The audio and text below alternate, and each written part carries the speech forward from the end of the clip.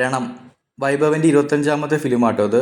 സാധാരണ വൈഭവിന് ഈ entertainment type ജിൽ type റോളാണ് സാധാരണ സിനിമയിൽ ഉണ്ടാവാറ്. പക്ഷേ ഇതിനകത്തൊരു വേറിട്ടൊരു പെർഫോമൻസാണ്. ഫുൾ ഓൺ ഒരു സീരിയസ് ടൈപ്പ് റോളാണ്.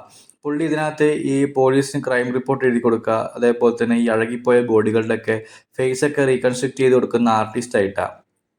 അങ്ങനെ ഇരിക്കുന്ന നഗരത്തിൻ്റെ പല ഭാഗത്തു നിന്നും കത്തിക്കരിഞ്ഞ രീതിയിൽ പീസായിട്ട് ബോഡികൾ കിട്ടുക.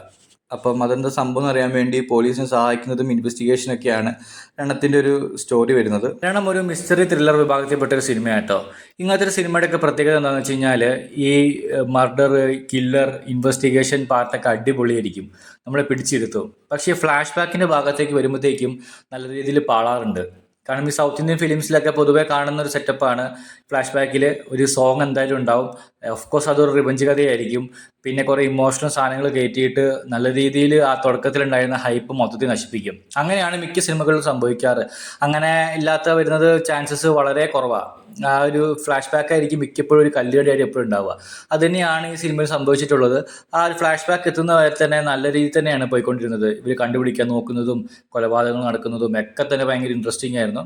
ഫ്ലാഷ് ബാക്ക് വന്നപ്പോഴത്തേക്കും ചെറുതായിട്ട് നൈസായിട്ടൊന്ന് പാളി, കുറച്ച് ലെങ്ത്തും കൂടുതലായിരുന്നു. ശരിക്കും പറഞ്ഞാൽ ഇവർ ഇതേ ഫോർമാറ്റ് തന്നെ ഇങ്ങനെ റിപ്പീറ്റേറ്റീവ് ചെയ്യുമ്പോഴത്തേക്കും ഭയങ്കര ബോറായി. ഒരു വേറൊരു വെറൈറ്റി പിടിച്ചിരുന്നെങ്കിൽ ഇത് നല്ലൊരു സിനിമയായി മാറിയേനെ. പക്ഷേ ഇതൊരിക്കലും ഒരു ബോർ സിനിമയല്ല, നല്ലൊരു അറ്റംപ്റ്റ് ആയിരുന്നു ഈ സിനിമ. നമുക്ക് എന്തായാലും കണ്ടിരിക്കാവുന്ന നല്ലൊരു സിനിമ തന്നെയാണ്. പക്ഷേ ആ ഒരു ഫ്ലാഷ് ബാക്കിൻ്റെ ഒരു പാട്ട് മാത്രമേ പ്രശ്നമുണ്ടായത്. അതേപോലെ തന്നെ ക്ലൈമാക്സിൽ വരുന്ന ട്വിസ്റ്റും കാര്യങ്ങളെല്ലാം തന്നെ അടിപൊളിയായിരുന്നു.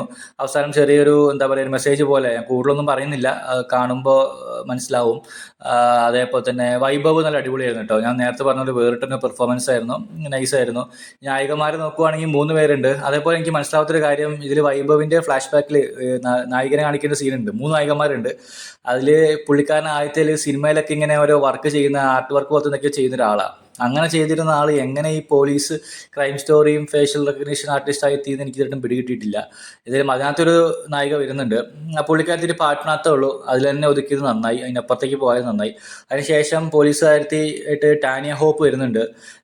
സംഭവം ഒരു ഇൻവെസ്റ്റിഗേഷൻ കേസാണ്. അപ്പം എന്തായാലും പ്രഷറും കാര്യങ്ങളൊക്കെ ഉണ്ടാകുമ്പോഴത്തേക്ക് എന്തായാലും റഫ് രീതിയിലുള്ളൊരു പോലീസാണ് വേണ്ടത്. പക്ഷേ അങ്ങനെ തന്നെയാണുള്ളത്. പക്ഷേ ഇതൊരുമാതിരി ഏതായാലും കടുന്നൽ കുത്തിയ പോലെ ഈ സിനിമ മൊത്തം ഇങ്ങനെ മുഖം വീർപ്പിച്ചിരിക്കുന്നതാണ്. അതുകൊണ്ട് തന്നെ കാണാനൊരു സുഖം തോന്നിയില്ല. പിന്നെ മൂന്നാമതായിട്ട് നന്ദിത ശ്വേത ഉണ്ടായിരുന്നു. പുള്ളിക്കാരത്തി നൈസായിരുന്നു.